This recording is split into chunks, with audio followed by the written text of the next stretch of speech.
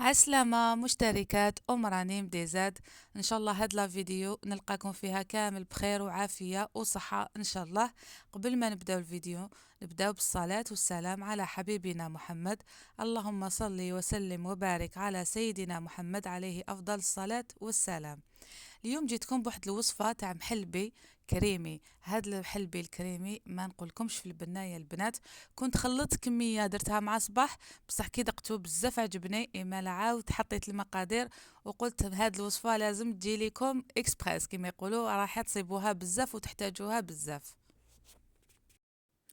بالنسبه للمقادير، هنا تجيبوا نص ريتله تاع الحليب، وتجيبوا كريمه سائله، وتجيبوا هنايا نص كاس تاع سكر، نص كاس تاع ما زهر، ونص كاس تاع بودرة تاع الروز، يعني هذاك الروز المرحي حتى يولي بودرة ويتباع في المحلات.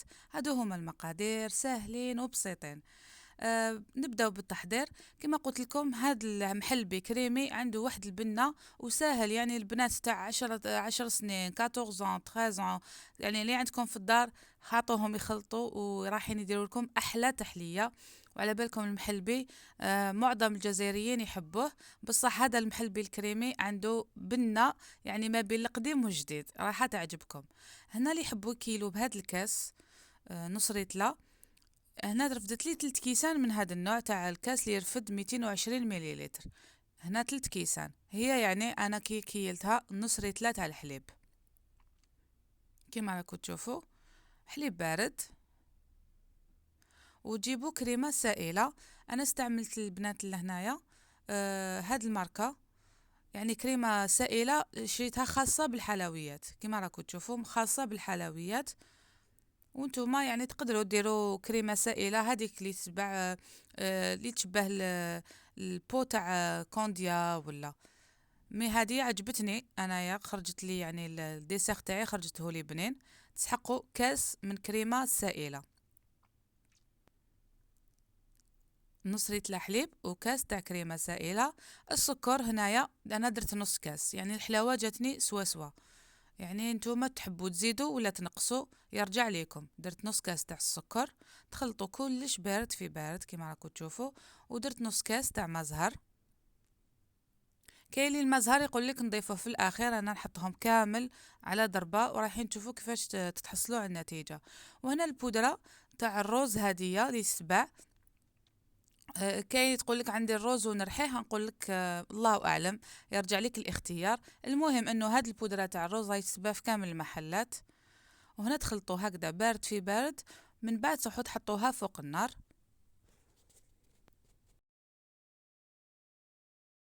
هنايا حطيتها فوق النار، وراني يعني لحقت الدرجة تاع اللي بدا يغلي فيها، يعني ماشي غير تشوفوه هكذا بدا يغلي وتحسوه بدا يتقال تروحوا تطفوا عليه.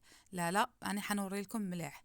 هنا شوفوا البنات يغلي لي في الاطراف، ولازمش تحبسوه متحرك على خاطر الروز تخافوا يلصق لكم. يعني عامله ستان ديسير كيما ديروا الفلون ولا، بصح هنا راح يتقال بزياده على خاطر الروز يشرب بالخف.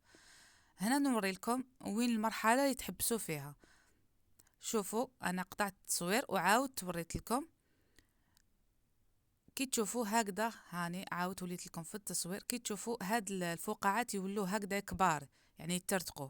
وما من اللي كي تكونوا تخلطوا راهو بزاف ثقيل، هنا اللي تحبسوا وتطفوا عليه مباشره. هو هكذاك سخون تروحوا تجيبوا البغا ميكسور تاعكم وتخلطوه باش يولي كريمي ناعم، باش مام هادوك الحباس تاع الروز هادوك اللي يقعدوا لداخل تحسوا لهم في الماكله رايح يترحوا كلش ويجيو، يعني هاد الكريمه تجي ليس وتجي غافيني.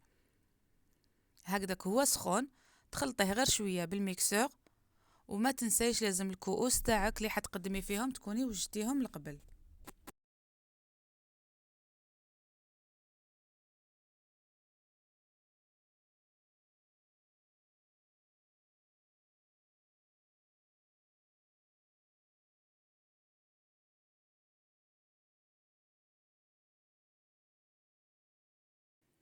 هنا البنات كما قلت لكم الكؤوس تاعكم لازم يكونوا واجدين قدامكم.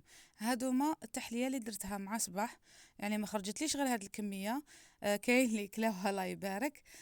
وتخرج لكم يعني بعد الا درتوهم في كؤوس صغار، انا هادو ما يرفدوا لي. كبار شويه، وعندي هكذايا تاني كالصغار. المهم انه مباشره غير تميكسيوهم هكذاك، تروحوا تفرغوهم باش ما يجمدلكمش بالخف، ويساعدكم باش تحطوهم في هذوك الكؤوس. والتزيين البنات هنا يرجع لكل وحده فيكم، هي الاساس تاعها القرفه. واللي ما يحبوش كيما انا شويه ما يحبوش القرفه، يعني درت القرفه غير شويه. والمكسرات اللي عندكم كيما حبيتو زينوهم. اللي عندها قرفه تحط ترش القرفه من الفوق، وراح يجيكم تحليه هايله.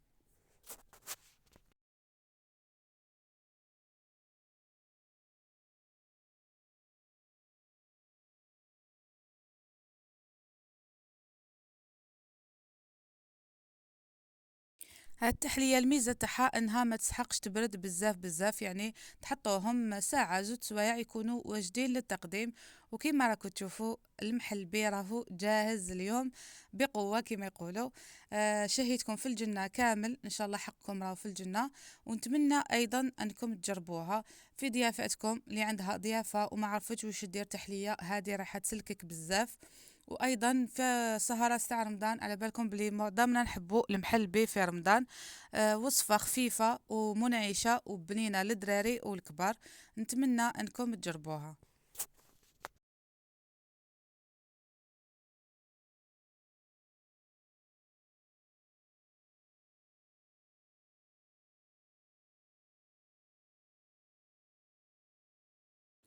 هنا حبيت نوري لكم المحلبي الكريمي كيفاش راح يجيكم.